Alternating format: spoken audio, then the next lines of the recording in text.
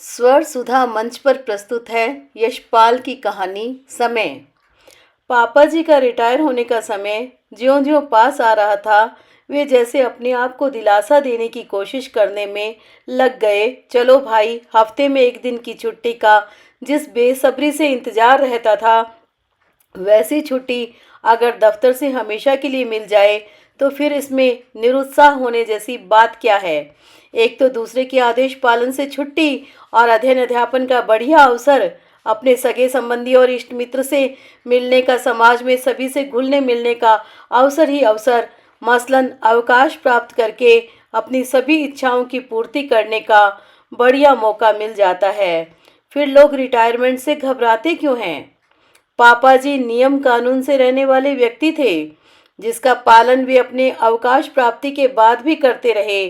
वे रोज शाम को मम्मी जी के साथ बाजार तक घूमने के लिए जाते थे।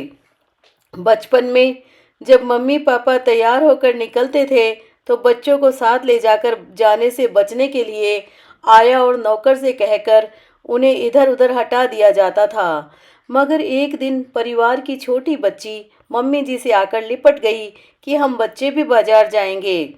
तब से शाम को घूमने जाते समय किसी न किसी बच्चे को और कभी कभी सभी बच्चों को हजरतगंज तक घूमने जाने का मौका मिलने भी लगा और वहां पहुंचकर अपनी मनपसंद आइसक्रीम, चॉकलेट तथा अन्य वस्तुओं की फरमाइश पूरी की जाने लगी।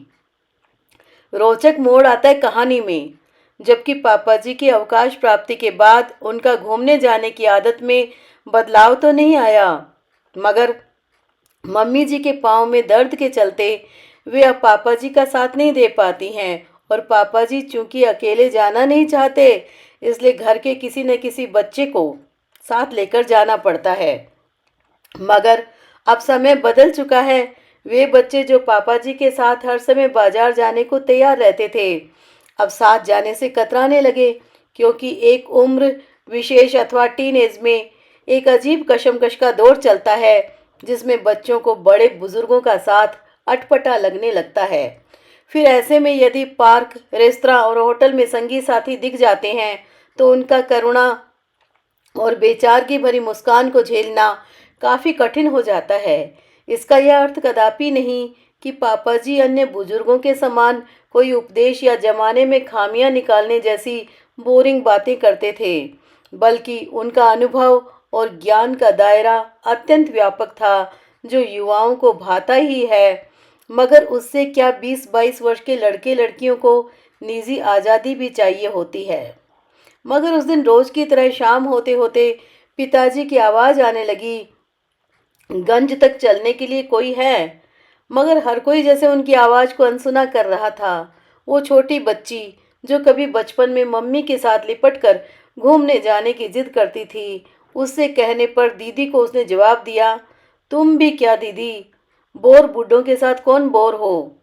उस बड़ी हो चुकी बच्ची ने आवाज़ दबाकर ही बात कही थी, मगर वह धीमी आवाज़ पापा के कानों तक पहुंच चुकी थी। पापा कुछ देर के लिए चुपचाप बैठे ही रहे, नज़र फर्श पर जमा कर, चेहरे पर एक विषाद भरी मुस्कान के साथ। मगर फिर उठे, हैंगर से कोट उतारा और मम्मी को आवाज़ देकर कहा, सुनो, कई बार पहाड़ से छड़ियाँ लाए हैं, तो कोई एक तो दो। एक छड़ी उठाकर मैंने कमरे में रख ली थी। पापा को उत्तर दिया, एक तो यही है, चाहिए? छड़ी कोने से उठाकर पापा के सामने कर दी। हाँ, यह तो बहुत अच्छी है। पापा ने छड़ी की मूठ पर हाथ फेरते हुए कहा और छड़ी टेकते हुए किसी की ओर देखे बिना घूमने के लिए चले गए। मानो हाथ की छड़ी को टेक कर उन्होंने समय को स्वीकार कर लिया।